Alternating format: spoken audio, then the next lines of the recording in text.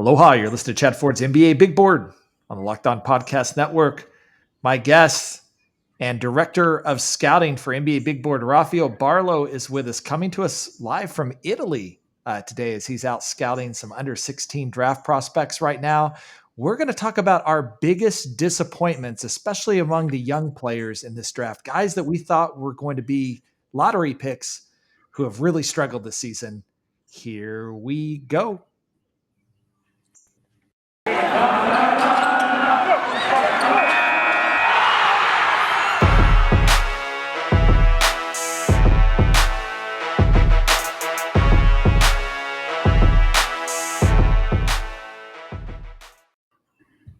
All right, he's Rafael Barlowe. I'm Chad Ford.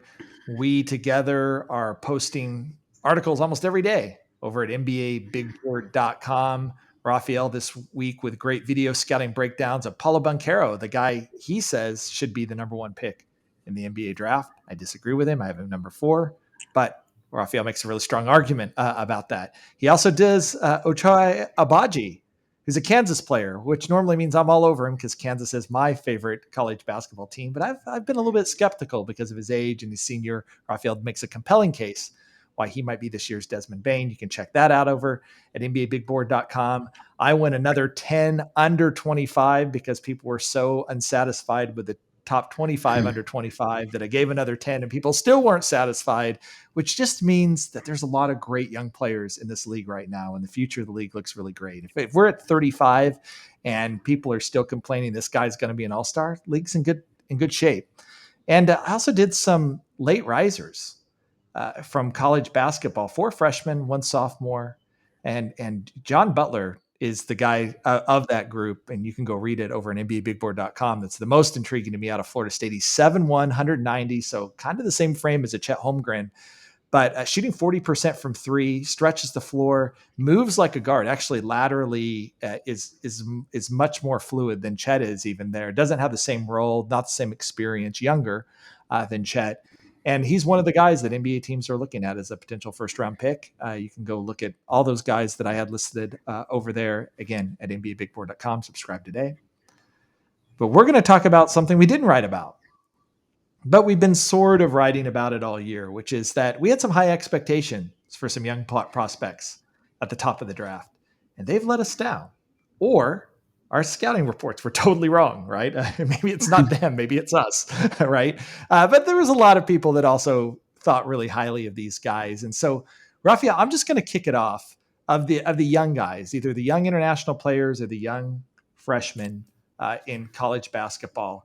Which one was the biggest disappointment this year? Which one has got you the most sort of confused about how you projected him before the season began to where they stand right now? I'm going to go with Patrick Baldwin Jr. I mean, I didn't have Patrick him Baldwin ranked as Jr. high as Sosa, but Sosa's been injured. But Baldwin Jr., the numbers are really brutal. 34% from the floor, 26% from 3. He's only played 11 games. And, he looks the part. Like if you watch his film, you see his size, you see the skills and how he moves. And you think like, all right, he should be able to dominate mid-major competition.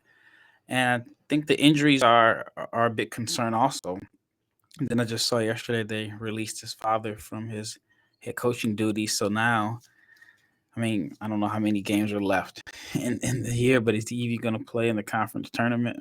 No, I think they're done. I think the conference tournament, they got booted in the first round. Their conference summit league or the Horizon League's conference tournament, I think went down on Monday.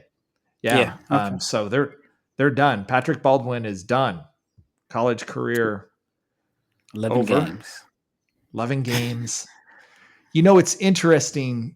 I didn't like him as much as other guys, so he probably isn't my biggest disappointment, but he's the young prospect that I like the least because of what has gone down. I'm probably more down on him than you and a lot of other guys because to me, okay, I get it. Injuries, that's part of the deal. I also get that he chose to play for his father, and I'm sure there was a lot of internal pressure to make that happen and play on a team that isn't really loaded with other prospects in the Horizon League. But there's two things that I expected, and neither of them happened. One is, normally when we talk about a lottery prospect playing in a mid-major, is Horizon League, is Milwaukee even a mid-major? Or I don't even know that they're a mid-major. Like, maybe there might be like Right. a low major, or what is that? A mid-minor? I don't know what you want to A call it. low mid major. Yeah, low mid-major. I can't think of a player that has played in that level that we have touted as an all-star, or not an all-star, but a lottery pick that has sucked. It's normally they're putting up monster numbers, and you're trying to actually decide, do those numbers matter? Like, what would those numbers have looked like in the ACC or the SEC against better competition or whatever? His numbers were better in the Horizon League than they were when he played, bigger conferences.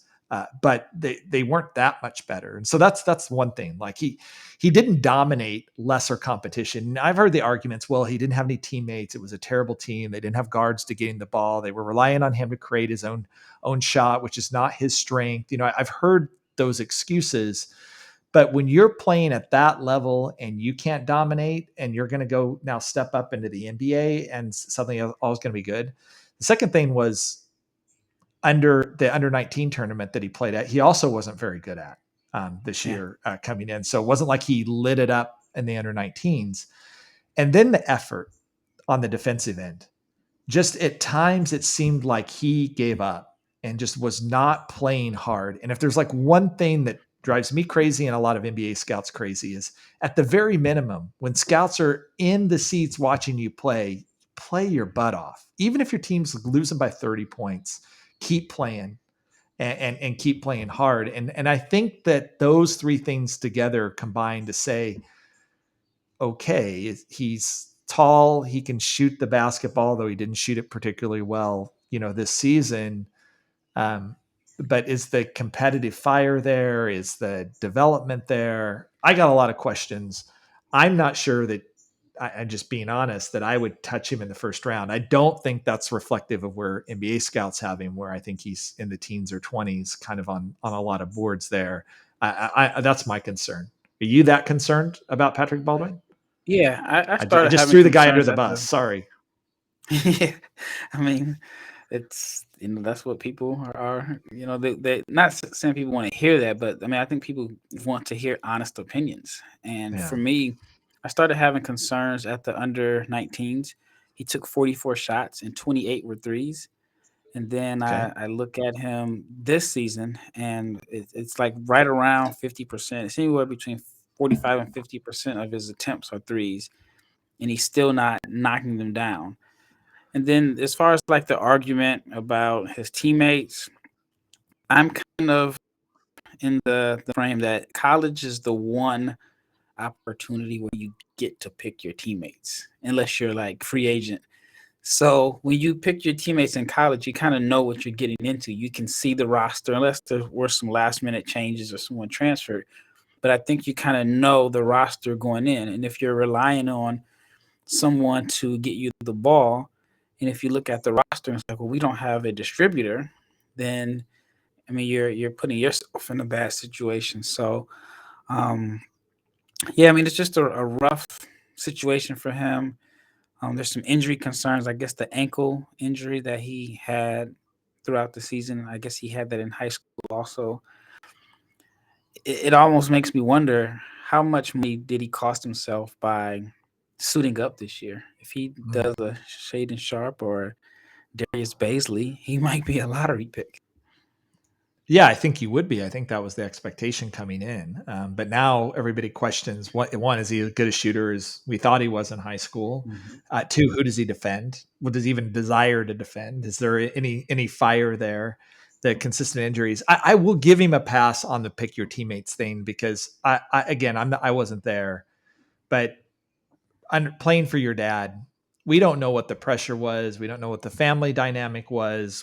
This is an Yeah. unusual case where a college player likely received significant pressure, to family pressure, to play for dad. And I don't think all of these young people it's just a total free choice for them. I think there's a lot of people in their ears and pressuring them and different things like that. And so I'm going to give him a pass there. That may have been what dad should have done for his son is say, son, you need to go, play at Duke or Kansas or what have you. But I don't know. Maybe his dad knew something that we didn't know, which is that if he would have been there, maybe he really would have been exposed, right? Like I don't know.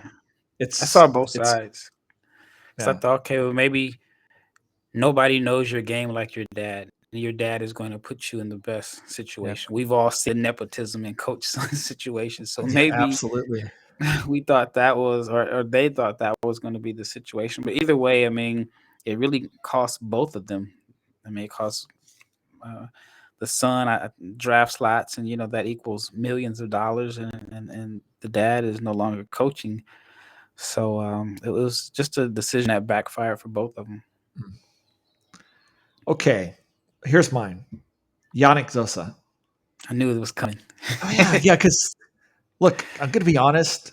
I wrote a column about guys who could be the potential number one pick in the draft this year, and he was on it. And I had some international scouts that had really got me hyped on him.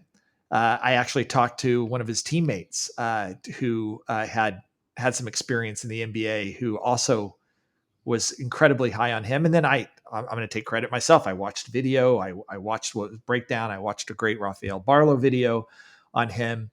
And I thought this guy could be a candidate for Defensive Player of the Year down the road in his NBA career. Like I thought that was his ceiling. And we knew that his offensive game was a question mark, but given how young he was and the success that he was already having in one of the, maybe the best league in international basketball in the ACB, I expected a big year out of him. It was Rafael that actually raised the first red flags for me on a podcast before the season. Man, they brought in, was it Michael Eric? Michael Eric, yeah. Yeah, Michael Eric. I'm not sure he's going to play the same role. Then we find out that there was an injury that kind of happened over the summer that he was still recovering from and wasn't there. And those two things got him off the slow start. But I'm going to be honest, I kept expecting him to recover. I kept expecting at some point he's going to get fully healthy. The talent's too good. He's gonna pop, and there's still time, I guess, for that, but it hasn't really materialized right now. And I'm going to be honest, like I don't know what to do, Rafael, because when you see a player his size with his motor and his agility, and speed, and just speed, like I want to say like he's gonna get it at some point. He also has an incredible backstory, incredibly resilient. His whole story is really incredible, and that this is a bad situation combined with an injury that has thrown him off. But you can make the same argument about Patrick Baldwin, and I just trashed Patrick Baldwin for 5 minutes, and now I'm like still saying like I still believe in Yannick Nzosa, and I kind of do. And scouts seem to be, and talking to them, a little bit all over the place. Some people are like, this guy, if this guy ends up in the 20s or 30s, this is the steal of steals. If we can get him and get him in the G League and really develop him. And there's other players that say, look, sometimes guys peak, and maybe he's peaked and he's maxed out what he is, and this is what he is. That's tough to say when he's one of the youngest prospects in the draft, but you're the international expert. Help me out here. What is this guy's ceiling? Where is it now? Well, one of the things that you said that is a big debate is when people say that he's peaked. You look at his age, you see he's 18 years old, but he looks older than 18. So you're starting to get people saying, actually, how old is he? There's a stereotype with African prospects and their age and the legitimacy of their birth records or whatever. And that doesn't help him out. But like you said, I mean, he just looks like two different players from last year and this year. It looks like if you would have reversed them and said, okay, the footage from this year was his first year playing and he's made strides, then we're talking about a guy that's a top 5 pick. But I don't know how bad the injury was. He's shooting less than 40% from the floor the last time I checked. And he's a 6'11". Yeah. It doesn't make any sense. Yeah. And his steals and blocks are kind of okay, right? Like there's some defensive numbers that are starting to turn, I call them Yeah. green, but like from red to green, like, they're concerned to like, oh, okay, they're positive, but the offensive numbers are atrocious. Yeah. And I don't know what his agent does. Like, I don't know if his agent like believes in him and says, I'm going to leave him another year and hopefully he'll get in a better role. Is it better for him to take a hit in the draft and come over, play for a G League team? Or frankly, if he gets drafted by the Thunder, he'll probably be in the starting lineup and, and get minutes there. Like I wouldn't even know what the right answer for him is because it's been such a bad season. What will teams ultimately come to conclusion about him if he enters the draft? I don't know what would be your advice because it's Yeah. dicey to come back to Spain. Yeah. And Michael Eric's hurt now. And I was expecting a bump in the numbers, and I haven't seen it. So I don't know either. It's luckily, I guess, for a general manager, if you draft him where he's projected to go, then if he doesn't pan out, you're not going to lose your job over it. Wow. Yeah. If he was selected in the top 5, then that makes it a lot harder. So, I mean, I think he's just, at this point, he's a high reward, a low risk draft pick. And I feel like with this draft between 15 and 35, there's such a wide gap. And then I feel like some of the guys that we're probably going to talk about in the rest of this episode are going to fall to the second round. And for a team, somebody's going to win and get a guy that many thought were a lottery pick in the late 20s or early 30s, and somebody's going to pan out. So, but that's why I love the draft, because it's not an exact science, and you just never know what you're going to get out of 18 and 19-year-olds. Yeah. All right. That leads us to a natural segue to Rock Auto. This episode is brought to you by Rock Auto. With the ever-increasing numbers of makes and models, it's now impossible for your local chain auto parts store to stock all the parts you need. Why endure often pointless or seemingly intimidating questioning and wait while the person behind the counter orders the parts on their computer, choosing the only brand their warehouse happens to carry. You have computers with access to rockauto.com at home and in your pocket. Save time and money when using Rock Auto. Why choose to spend 30, 50, even 100% more for the same parts from a chain store or car dealership? Rock Auto is a family business serving do-it-yourselfers for over 20 years. They have everything you can need: brake parts, tail lamps, motor oil, even new carpet. Go to rockauto.com right now. See all the parts available for your car or truck. Right, Locked On in their How Did You Hear About Us box, so they know we sent you. Amazing selection, reliably low prices, all the parts your car will ever need. rockauto.com. Okay. Can we just get the other international guy out of the way in our biggest disappointments? Because there was a guy that I also thought was going to be a sleeper. Ousmane Dieng played in France last year, went over to New Zealand, played for the New Zealand Breakers. And there was red flags. So there was people that were like, oh, remember RJ Hampton? And maybe that's not a good move for him. But, Dieng spent some time in LA this summer, I playing saw him some, there. yeah, I'm playing some pickup basketball. I talked to some folks that I trust that go and attend these summer things, and this is often the case that you see this, and talk to some players who played against him, and it was pretty positive. There was a lot of very positive vibes about this kid being the real deal, and even some people throwing around a Paul George esque sort of comp for him. We knew he was painfully thin. We knew he'd have to get stronger. That was a major concern playing in the Australian League coming in. But man, you think you think Zosa got off to a tough start, or Patrick Baldwin got off to a tough start. Dieng couldn't hit anything at the start of the season. He's played a little bit better lately, and luckily he is still getting some minutes, which is nice. But is this just another case where the talent level just couldn't get there, and so he gets over into the Australian League and falls flat? Or is this a case of a player just being young? This was probably the wrong situation for him. RJ Hampton isn't lighting up the league, but he was better than what he showed in his time in New Zealand.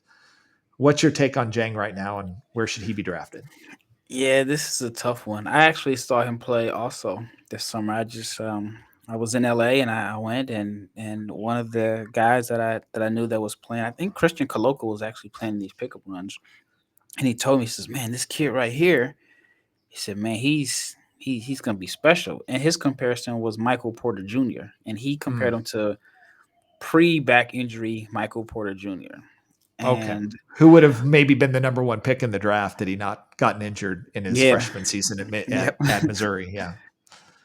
that was the comparison. And so I ended up talking to him. And just a few months prior, as soon as it came out that he was signing with the New Zealand Breakers, RJ Hampton's dad reached out to me. He says, "You know, you're the international guy. Do you know this kid?" And I said, "No, I don't know him at all." He says, "Well, if you have any access to him, let me talk to him because the situation is not going to be a good fit for him."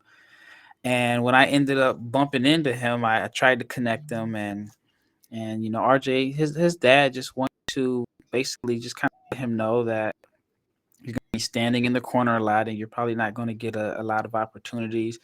And you know, I could see it on the outside looking in. A kid may look at it like, "Well, no, that was not my problem. That was your son's issue. My situation is going to be a little bit different."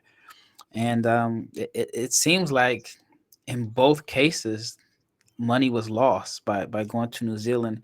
I think Hugo Besson is playing well, but he's wired to score regardless in a Mm. sense. And But it just older, makes and he's yeah, older, yeah. got the ball in his But hands. yes, and that's important. But it's almost like right between Terrence Ferguson to RJ Hampton to Dieng, it's like, are guys losing money going to Australia? Has it? I mean, these situations made agents a little hesitant. I mean, there's another kid, Nikita. I can't pronounce his last name. He's from Russia. He was someone that I was really high on, and I don't think he's really getting a lot or helped his situation there. So I mean, Melo might have just been an outlier of the guys that are playing in the NBA.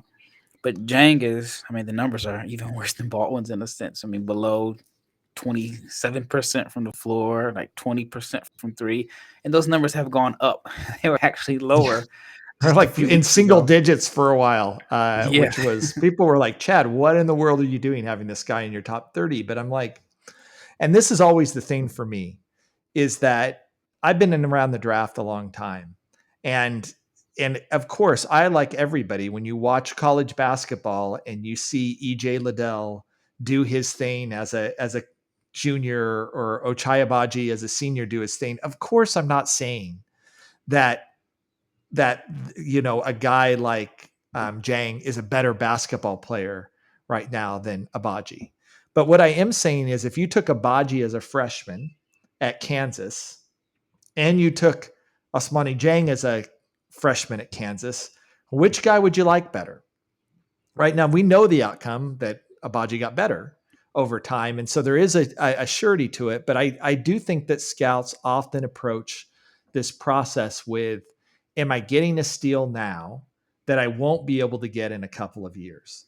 Right. And I think with Poku, for example, the Thunder reached thinking that if he blows up the next year, he's a top 5 pick and we can get him Mhm. at a different thing. I think the Spurs did that with Josh Primo. They Primo, they yeah. took a guy that they thought if Primo goes back to school, maybe he's a top 5 pick in the draft and we can't get him anymore, but let's get him where we're getting him now. And so I get this and this frustration. Like, it's so hard to rank a Jang and an Abaji together because they're 4 years difference. There's way different experience level, and one is actually really good at basketball and one isn't very good at basketball right now. And why in the world would you take the guy that isn't very good at basketball over the guy that is very good? And the answer is, well, in 3 or 4 years, will he get good and better? Because Jang has the physical tools, uh, size, length, what have you, that, if Abaji had those, he would be, a top 5 pick in the draft.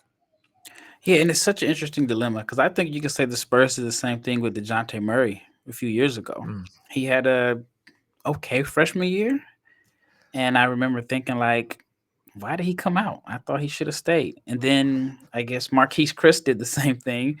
He didn't have really good numbers, but the Spurs gambled on Murray has worked out for them. If he comes back another year, he's probably out of their range because they were actually pretty good at that time.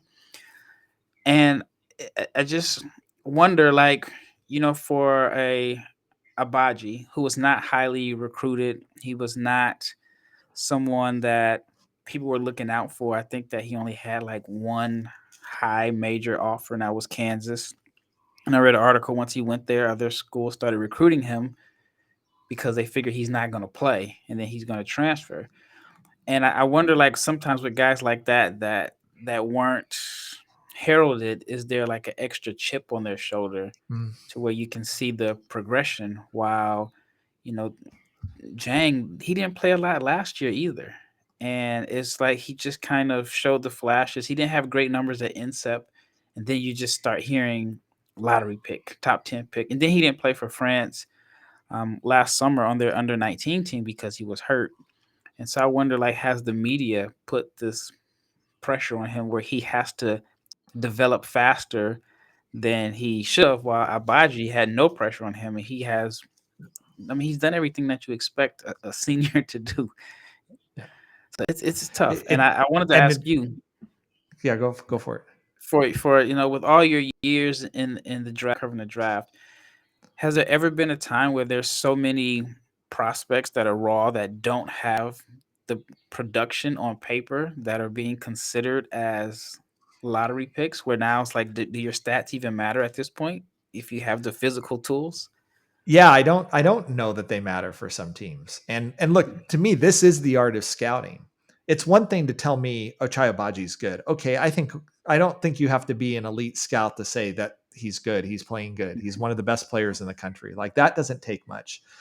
But to watch a young player when they're young and struggling and see their potential, those are the great scouts. Those scouts can see where it's going to go. And it's a risk because it's partly dependent on the player and some other things. But, let me give you like another example. AJ Griffin was off some people's top 30 boards after the start of the season at Duke. And I think it was in December that I wrote a column about him. He should be a top 5 pick based off people. Well, there's zero evidence of that sort of at the time, other than, again, some progressive scouts saying, look, all the tools are here. Mm-hmm. Once he gets minutes, this is what he's going to be. I think AJ Griffin's like top 5 on almost everybody's board now. But what changed? Okay, so for some, it's, well, he proved it to me, and now I can do that. And okay, that's one level of scouting. But I think there is a level of scouting that some of the folks that I talk to in the league, and by the way, I'm not going to tout myself as one of these visionary scouts. I'm not talking about me right now. I'm just talking about some of the folks that I talk to in the league that seem to be able to see ahead, and they get it wrong sometimes, but when they get it right, it gives their team a huge advantage. And, DeJounte Murray is so interesting to me because I'd have to go back and look. So, don't hold this against me, but I think DeJounte Murray was top 10 on my board on draft night. And his slide, I think, had more to do. There's definitely some background issues and some questions that sort of came there. I also think how Rich Paul handled, who was his agent at the time, how he handled his workouts and different things like that, rubbed some teams the wrong way. He was very exclusive about the teams that he would sort of let DeJounte Murray work out with or whatever. But the Spurs saw it and grabbed it. And I remember RC Buford, we were like in Israel together sort of afterwards. He's like, what did we miss on this guy? Like, this guy's going to be really good. Like, they're so confused when they kind of come in and they're in training camp and rookie training camp or whatever. Like, how did this guy slide? So yeah, that's the really hard thing in the draft. And, one of the things I did appreciate about your column, Rafael, about Abaji is, that's why Desmond Bane also slid, is they're like, oh, he's old. He's got short arms. Like, he didn't really pop until, his senior year. And two seasons into it, Bane is a really important contributor on one of the best teams in the NBA. And right now it may change over time. Right now it looks like he should have been a top 10 pick, maybe even top 5 pick. You could argue in last year's draft, whether in time that turns out to be true, let's see, because of his age and other things like that. But it goes both ways. The bias towards age and seniors can sometimes bite you. Definitely lots of teams missed on Desmond Bane, and they shouldn't have. And then the reason they missed out was not because they can't gauge talent, but because they looked at his age, thought he'd hit his ceiling, wanted to gamble on somebody who was younger and had more upside and what have you. But I also think you can make the mistake of just looking at guys that are where they're at now and missing where they could be down the road. And I think that's a great segue after we do a little commercial break. That's a great segue into, I think, our next topic, which is Peyton Watson at UCLA. But before I do so, I want to talk about our longtime sponsor, Built Bar. And Built Bar, we know they have delicious bars, but they also have puffs. And if you haven't had one of these, you're missing out on one of the best Built Bar's best tasting bars. Puffs are the first ever protein infused marshmallow. They're fluffy, they're marshmallowy, they're not just a protein bar. They're a treat, and they're covered in 100% real chocolate. Puffs are a fan favorite with some incredible flavors like yummy cinnamony, churro, coconut marshmallow, banana cream pie. So good, these are going to be your new favorite. All Built Bars are covered in 100% real chocolate. Yes, Puffs included. 100% real chocolate, low calorie, high protein. Replace your candy bars with these. They are better. Typical candy bar can be anywhere from 200 to 300 calories. Go to built.com and scroll down to the macros chart. You'll be blown away. High protein, low calorie, high fiber, low carb. Most Built Bars contain 130 calories, 4 grams of sugar, 4 net carbs, and 17 grams of protein. Compare that to a candy bar, which usually has around 240 calories, 30 grams of sugar, and dozens of net carbs. Mint brownie, coconut almond, and new for this month, white chocolate cookies and cream. They are delicious. And new flavors are coming out all the time. If you think there's a flavor might be good, they'll make it. It'll be delicious and it'll be good for you. A Built Bar, they are all about the taste. They make it taste delicious first, then figure out how to make it healthy. And I don't know how, but they pull it off every time. Go to built.com, use promo code LOCK15 and get 15% off your order. Use promo code LOCK15 for 15% off at built.com. I could use a Built Bar right now. I'm starving. Man, the puff. Yeah, I'm starving too, actually. It's like midnight right now in Italy or close to it. Yeah, 11. And I haven't ate. all right. Okay. Take a deep breath. We're going to talk about a couple other guys. Let's talk about Peyton Watson, another highly ranked recruit out of high school, goes to UCLA. In this case, I think we knew when UCLA kind of brought back this team that he was likely to play a 6-man role on this team. I think kind of coming into the season, we sort of knew that. He's the sort of prototypical wing, can defend multiple positions, can handle the ball a little bit. People really excited about Peyton Watson. He was better than Patrick Baldwin in the under 19s, but maybe not like super great. He's had a couple of flashes, but one, he's buried on that UCLA bench. He doesn't get a lot of run, especially if they're in a tight game or whatever. He's not going to be on the floor. And when he has been on the floor, his rebounding numbers, his defense has been good, but his scoring and shooting have been really bad.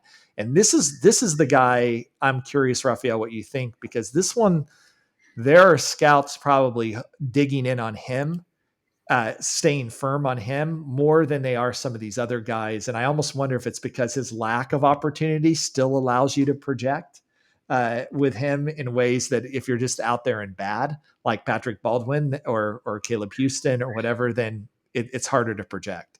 What do you think about Peyton Watson? Well, one, playing with effort when he does get an opportunity to play, and I think that helps him out. Um, I liked him coming into the season. I thought that he was best with the ball in his hands. I saw him as a guy that, he's a project that you would try to play some minutes at point guard, because I didn't think that he shot it well enough to really play off the ball, and he was best with the ball in his hands. But, you see the size, the athleticism. I love the motor at the under 19s, even though sometimes it's kind of hard to judge a guy at the under 19s, because when you're playing some of these countries that qualified, the talent is just not even close. So some guys end up looking good in garbage minutes, but garbage minutes could be in the second quarter. But I liked what he brought to the table. And it's just a tough break for him when the UCLA guys came back, and he goes to a team that went to the Final Four. So the coach isn't gonna bench the guys that just got him to the Final Four. Um, Yeah, I mean, he's someone that if he goes number 15 in the draft, I don't think I'd be too surprised. But if he falls to 35, I don't think I'd be surprised either. And to me, like, this is a weird draft because you have at least 5 or 6 guys that I can think of that were highly touted freshmen that could end up falling out of the first round. And then I don't think there's a big gap between picks 15 through 35 either. Mm. So I think this is going to Yeah. be a very weird draft. But this is why I love this draft so much because there's so many wild cards on top of the fact that you have a guy that hasn't scored a basket. He has as many points and rebounds as me and you combined. And he's projected to go in the top 10 in Shade and Sharp. So, um, but I mean, I think Watson. I like what I've seen out of him over Patrick Baldwin Jr. Mm. I think you're right. And this is an example where effort matters, and you see that there.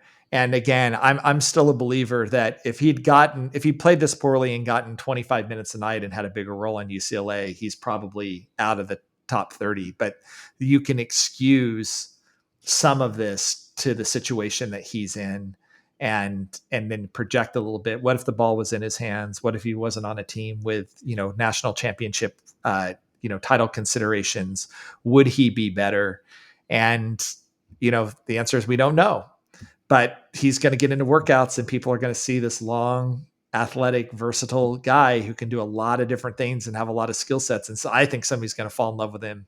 I think he ends up somewhere in the 15 to 25 range on draft night. And there'll be college commentators that are going to be like, why in the world are we taking this guy? Like, he couldn't even get in on the court for UCLA. But that's the nature of this one. And I'm not convinced that Watson will be a great player, but he's intriguing enough to me that I certainly would entertain him in that range.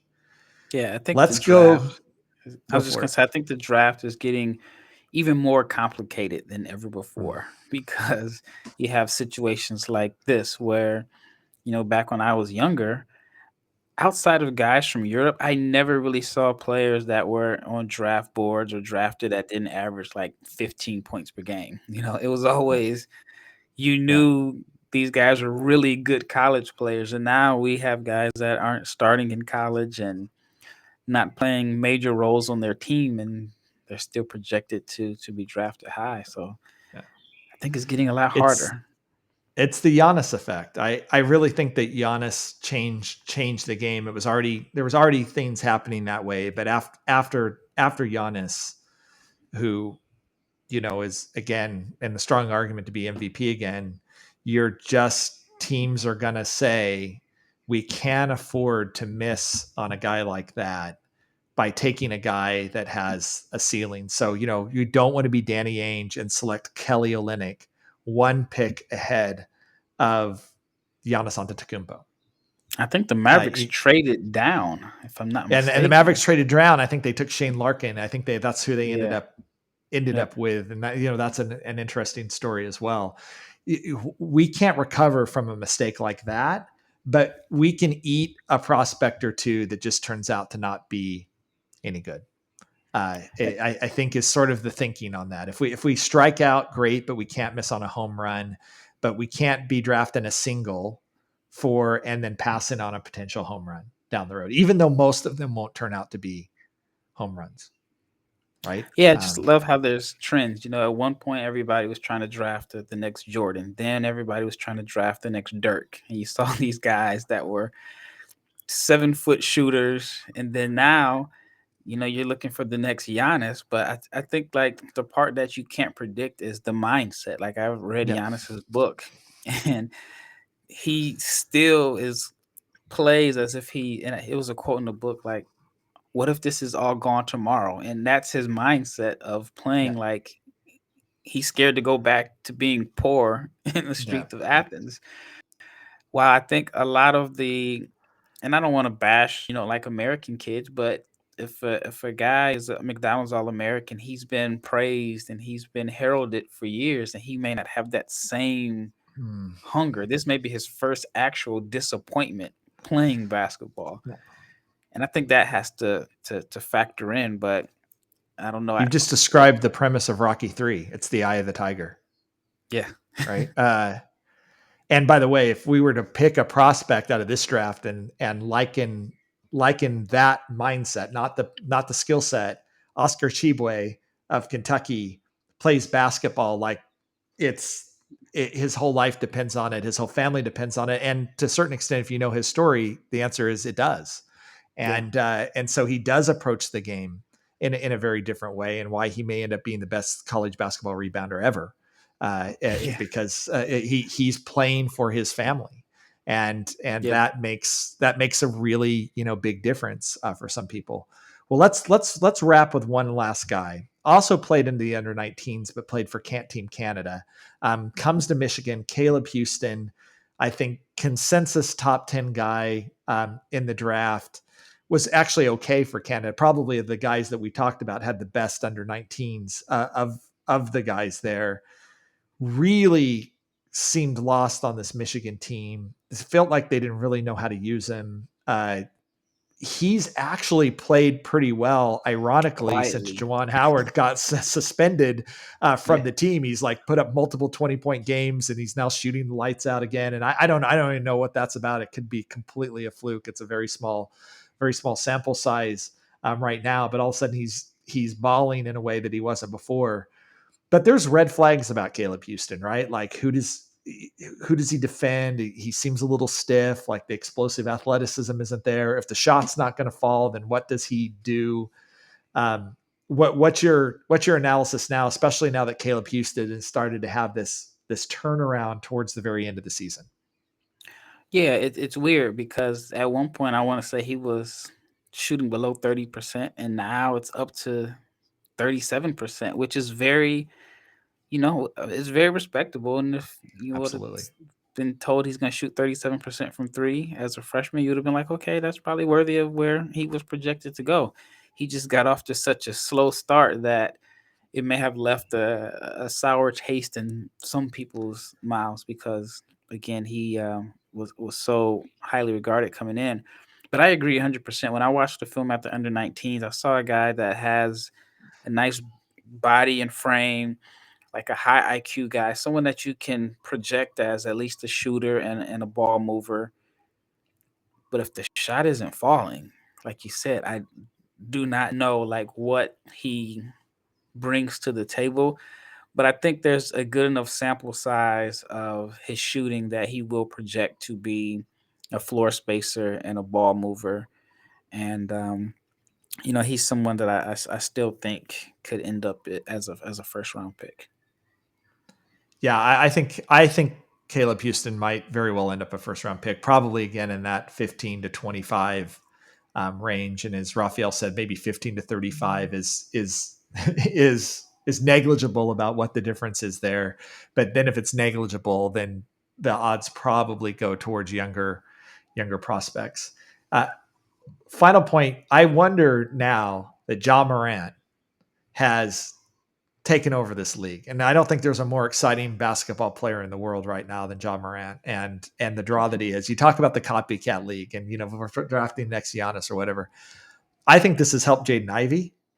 I think it's helping Blake Wesley out of Notre Dame right now. These fast twitch, explosive athletes who can get where they want to on the floor and finish with both Jaden Ivey and Blake Wesley just in the last week have like incredible dunks. I don't think anybody's Ja Morant, and I think the thing both of those guys lack is that I think people underestimated how good Morant is as a passer and as a lead point guard and a floor general. He's not just an explosive dunker in the front court. But I think I think Ja's ascension this year is helping those two guys. And I think this is why I still think Ivy may end up being the number 2 pick in the draft, and why I think Blake Wesley is going to be a lottery pick. And that's why I'm high on JD Davison. I think that Yeah. he is that caliber of an athlete. He's also in a situation not exactly like Peyton Watson's, but he's playing more minutes and has a bigger role. But he's a phenomenal athlete. Hmm. And when he does play, he fills up the stat sheet.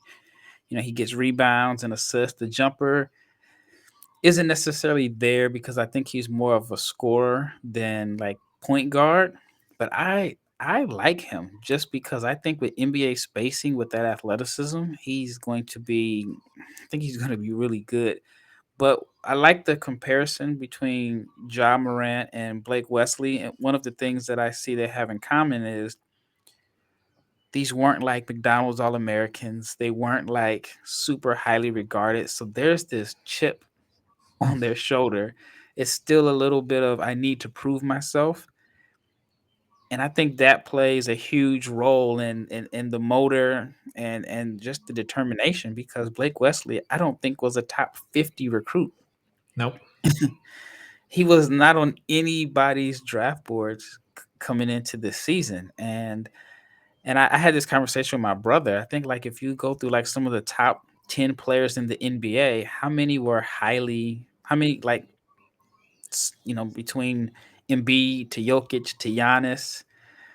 I mean, these weren't guys that were highly regarded coming out, but Yeah. that Ja Morant is on that list. I mean, of course, you got your Mhm. Durants and, your LeBrons, but I'd say it might be 50-50 between guys that were like super highly regarded to guys that weren't on anybody's radar.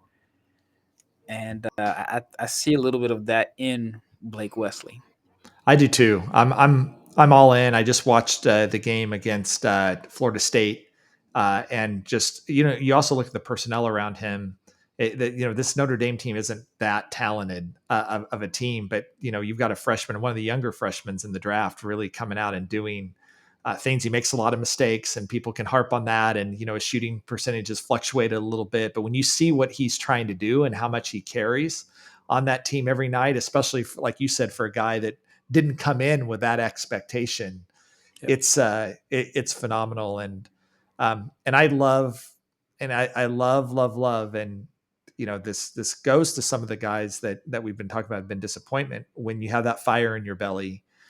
Saw it again with Jabari Smith at Auburn against Mississippi State on Wednesday night. Wants to take over the game, believes that he can take over the game. Bruce Pearl talking about him after the game. The thing that he just loves about him is that he's tough and he's going to go out there and try to win every night. I see that with Jaden Ivey. And the way that he attacks and the attitude that he has, all the time of trying to kill. I see that with Blake Wesley. It's a great quality to have because there's something churning and driving these guys besides just making lots of money and being a star. Yeah, that's the hardest thing to predict. I had a friend that played in the NBA and he was working out. He says, "Man, you know how hard it is to work out this hard when I can be anywhere I want to be in the world in the next 24 hours?" And I never Yeah. looked at it. Wow. And then I heard CJ McCollum say something about he asked somebody, I think it may have been Dame Lillard, like, do you ever feel like we're too rich to be pushing ourselves like this? Yeah. But that's what you can't predict as a scout. I mean, there may be signs, but you just don't know how an 18-year-old is going to react to having millions in their bank account. And no Yeah. other, I mean, outside of entertainment, no other company is giving 18-year-olds that amount of money, and your job depends on how well a teenager does Yeah. for your Handles for your that. business. Well, the other part that you just brought up is that, again, I just don't think fans, unless you're around the game and around the players, understand the amount of work that these players put into being great. The Yeah. amount of time and energy and sacrifice that they put in to be great is way exceeds what most of us do at our jobs Yeah. every day. And people say, oh, they're making so much money and they get to go out and play basketball. They have no idea what some of these players are doing on a day-to-day basis to become great, and what it takes to have that level of dedication and greatness. And I think it's one of the biggest things that we miss with these players, that the great players in the NBA aren't just great because they have some physical tools or they have a particular skill set. They also have incredible work ethics. They also have incredible drive, and it's consistent, like you said, over and over, even when that money's rolling in and even when they don't necessarily need to be that Yeah. anymore. There's something fueling them to continue to be great, and it's one of the reasons that I just deeply admire NBA players and think that fans who dog on them got it all wrong when they think about, oh, wouldn't it be so nice to be an NBA player? Most people do not have the level of commitment or drive to put in the work that most of these people put in every day to be great. And I deeply admire it. Yeah, I tell people I've always been a Giannis fan because he was an underdog. But if you ever get a chance to go to a Bucks game, and if you get there at 5 o'clock, he is going through this crazy workout that looks exactly like his game. He has the assistant coaches with the pads. They're beating him up. He's driving. He's retreat dribbling, and he's just dunking on them. But they're just fouling him and just beating him up the whole time. And I remember thinking, like, there's no way he's going to have enough left for a game. And he comes out and he plays the exact same way he worked out. And that's the reason he is who he is. I mean, the jump that he made. I mean, he's passed almost everybody in the world in a matter of, like, I don't know, 5 to 7 years. And so, if everybody had his work ethic, I mean, that's kind of impossible because he's just it's like borderlines insanity. Yeah, it is, and it's great. Speaking of great work ethics, Rafael Barlowe, always working it. Been in Serbia already since our last podcast, and now in Italy, continuing to go and track down those great prospects. Make sure you go over and subscribe to NBABigBoard.com and read Rafael's awesome video breakdowns, and he's publishing multiple times a week. And it's getting to be time, man. We're going to get to conference tournaments next week, then March Madness. I got another big board heading your way next week, as well as once the college basketball regular season is sort of over, we're going to re-rank all these guys coming into March Madness, and then we'll see what happens after March Madness. Always one or two guys that are going to like blow up and jump up the list. And I never feel good about it, but it is what it is. And the recency bias always digs in. So stay safe, Rafael. Joe Alexander. Ciao. Oh yeah, Joe Alexander. Okay, I thought you were saying ciao to me. I thought it was. Yeah. No, I just, when you talked about guys that just make the jump, and that's one of the guys that came to mind. Yeah. I think Joe was the 8th pick because he had such a great tournament run. Yeah. And Johnny Juzang almost did it last year. Thought he was going to ride it maybe into the first round, and then I think the combine sort of brought him back down to earth a little bit. Yeah. All right, man. We'll be watching. And we'll be back next week with more draft analysis as we get ready for the NCAA tournament, one of my favorite times of the year. You've been listening to Chad Ford's NBA Big Board on the Locked On Podcast Network. Aloha.